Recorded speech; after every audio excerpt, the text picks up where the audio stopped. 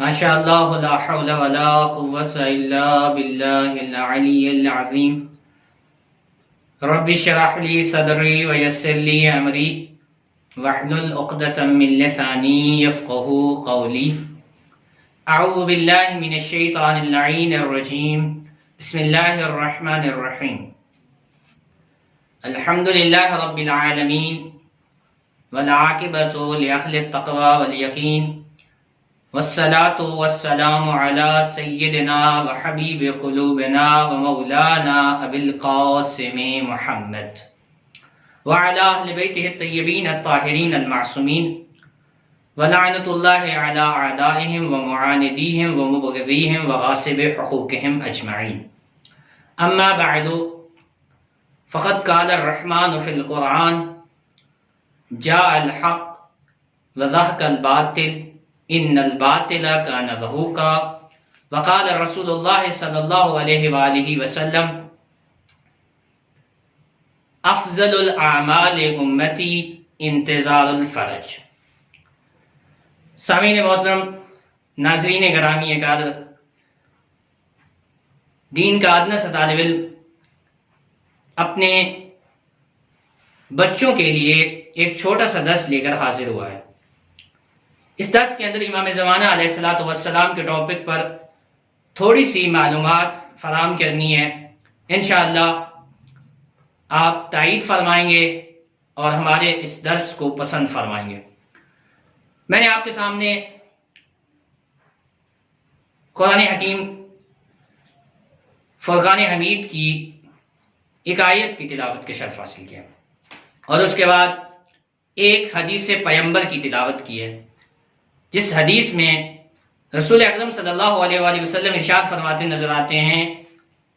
میری امت کے افضل ترین اعمال میں سے ایک عمل غیبت کبریٰ کے زمانے میں میرے 12ویں جانشین،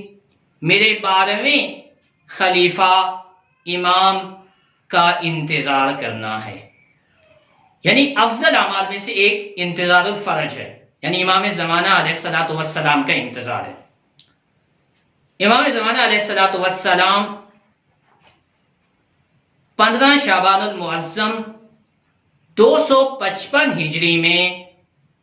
سامرا کے اندر امام حسن عسکری علیہ الصلوۃ والسلام کے گھر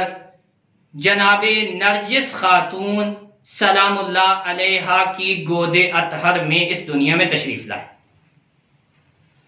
مکتب اہل بیت علیہ الصلوۃ والسلام کے مطابق امام زمانہ علیہ الصلوۃ والسلام ہمارے 12ویں جانشین، ہمارے 12ویں امام ہیں، رسول کے 12ویں جانشین اور ہمارے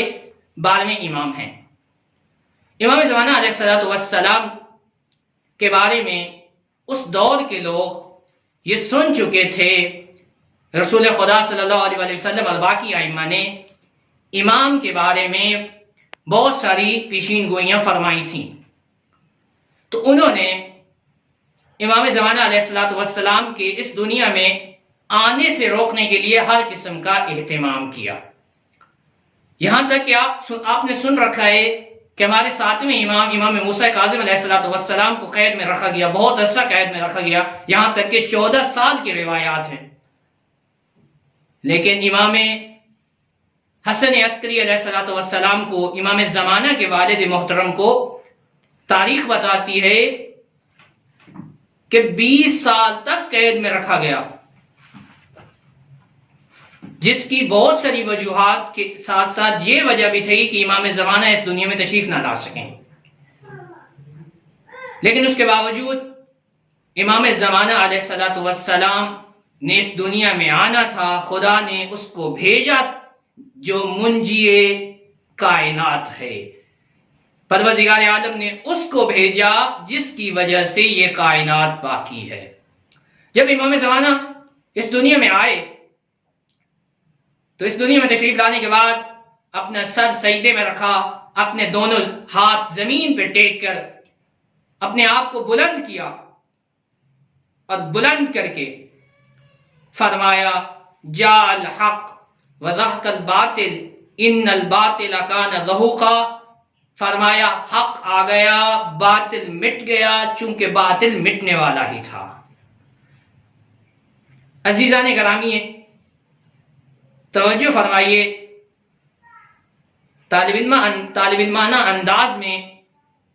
تھوڑی سی معلومات امام زمانہ کے بارے میں اپنی قوم کے بچوں کو دینا چاہتا ہوں کہ جب امام زمانہ علیہ السلام کی ولادت ہوئی، اس وقت امام زمانہ علیہ السلام کے شانوں پر شہادتین لکھا ہوا تھا، اور اس کے بعد جب امام کی ولادت ہو گئی تو امام کی ولادت کے وقت امام حسن عسکری علیہ السلام نے امام کے اس پیدائش کے راز کو مخفی رکھا، یہاں تک کہ امام حسن عسکری علیہ السلام کے اسی گھر کے اندر امام محمد تقی علیہ السلام کی بیٹی، امام علی نقی علیہ السلام کی بہن، امام حسن عسکری علیہ السلام کی پھوپھو اور امام زمانہ علیہ السلام کی دادی جناب حکیمہ خاتون بھی موجود تھیں، یعنی 4 اماموں کی زیارت کرنے والی بی بی بھی موجود تھیں، لیکن اس کے باوجود بی بی کو نہیں معلوم تھا کہ امام اس دنیا میں آنے والے ہیں، جا چکے۔ امام حسن عسکری علیہ السلام نے فرمایا کہ اے حکیمہ خاتون بی بی، ذرا نرجس خاتون کے پاس جائیے کہ اس دنیا میں وہ آنے والا ہے، پروردگار اس کو بھیج رہا ہے جس کی وجہ سے یہ کائنات باقی ہے۔ اب جب امام زمانہ علیہ السلام اس دنیا میں آ گئے تو امام حسن عسکری علیہ السلام نے اپنے چند باوثوق ترین آدمیوں کے علاوہ، اشخاص کے علاوہ کسی کو امام کی ولادت کی خبر نہ دی۔ اب جب امام حسن عسکری علیہ السلام اس دنیا سے تشریف لے گئے، یعنی جب امام کو زہر کے ذریعے زہر دے کر شہید کیا گیا، امام شہادت کے رتبے پر فائز ہوئے، تو امام کا جنازہ تیار ہوا، تو امام کا ایک بھائی تھا جس کا نام جعفر کذاب پہلے مشہور تھا، بعد میں روایات کہتی ہیں اس نے توبہ کر لی تھی، جعفر تواب بن گیا تھا، اس نے امام ہونے کا دعویٰ کر دیا۔ یعنی اس نے جب دیکھا کہ امام حسن عسکری علیہ السلام کی اولاد میں سے تو کوئی موجود نہیں ہے ظاہراً، اور اسے اس بات کا علم بھی نہیں تھا، تو وہ جنازہ پڑھانے، جب جنازہ تیار ہوا تو وہ جنازہ پڑھانے کے لیے آگے بڑھا۔ جب آگے بڑھا تو امام زمانہ علیہ السلام نے حاضر ہو کر شانے سے پکڑ کے اپنے چچا جعفر تواب یا جعفر کذاب، جو تواب آدمی بنا، اپنے چچا سے کہا، چچا میں حسن عسکری علیہ السلام کا بیٹا ہوں مہدی، میں اپنے باپ کا جنازہ میں پڑھاؤں گا، کیونکہ حجت خدا کا جنازہ حجت خدا پڑھاتے ہیں۔ ناظرین گرامی، جیسے جنازہ پڑھایا امام نے تو اس کے بعد آنکھیں دیکھتی ہی رہ گئیں کہ امام وہاں سے غائب ہو گئے۔ یہاں سے امام کی غیبت، امام کی 2 طرح کی غیبت ہے، ایک غیبت صغرا کے نام سے مشہور ہے اور ایک غیبت کبریٰ کے نام سے مشہور ہے۔ غیبت صغرا اسے کہتے ہیں جس کے اندر امام زمانہ علیہ السلام نے پردہ تو فرمایا تھا، لیکن اپنے چند اشخاص، اپنے نواب خاصہ کے ذریعے لوگوں سے منسلک تھے۔ یعنی 260 ہجری میں امام زمانہ علیہ السلام جب غائب ہوئے تو آپ کی غیبت صغرا کا دور شروع ہوا۔ اس غیبت صغرا کے دور کو تاریخ بیان کرتی ہے، تقریباً 70 سال تک امام زمانہ علیہ السلام کی غیبت صغرا کا دور رہا۔ اس دور کے اندر امام زمانہ علیہ السلام اپنے مومنین سے، اپنے محبین سے چند نائبین، جن میں سے 4 بہت مشہور و معروف ہیں، تاریخ بیان کرتی ہے، ان کے ذریعے منسلک رہے۔ یعنی وہ نواب خاصہ، 4 نواب اربا انہیں کہا جاتا ہے، نواب خاصہ کہا جاتا ہے، یا 4 نائبین آپ کہہ لیں، ان 4 نائبین امام زمانہ علیہ السلام کے ذریعے امام اپنا پیغام لوگوں تک پہنچاتے تھے، لوگوں کا پیغام ان تک پہنچتا تھا، اور پھر انہوں نے اپنے وکیل آگے بنا رکھے تھے۔ ان میں سے سب سے پہلے جو امام زمان علیہ الصلوۃ والسلام کے نائب ہے،